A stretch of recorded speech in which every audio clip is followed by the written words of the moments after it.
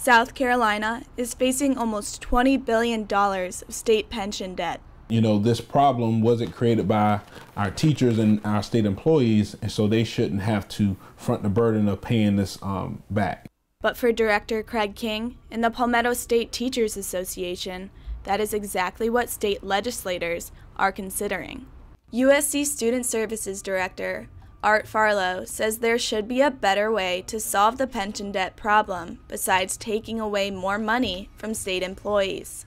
Someone there should have some economic experience to be able to work across the lines to figure a way that this should work. In 2012, state lawmakers issued a change to the state pension plan that would decrease the amount of benefits to soon-to-be retirees.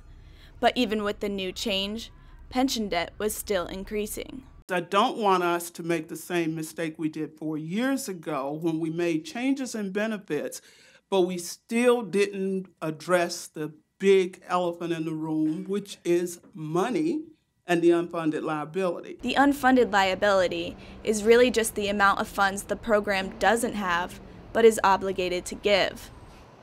With life expectancy increasing and the baby boomers reaching retirement age, the amount of funds needed for retirees will be at an all-time high. If that $20 billion of debt is ever going to decrease, a change has to be made.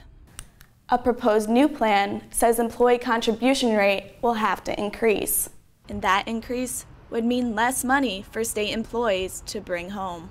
And so those teachers that are currently in the program, it's going to provide a huge burden for them. A burden, Farlow says, would carry over to his colleagues who plan to retire within the next 10 years. They're counting on that pension from the state as part of their retirement plan. And if something were to happen where that wasn't there, he says the life they expected post-retirement would be completely different. And for some, it would be hard to get by. Shannon Murphy, Carolina News.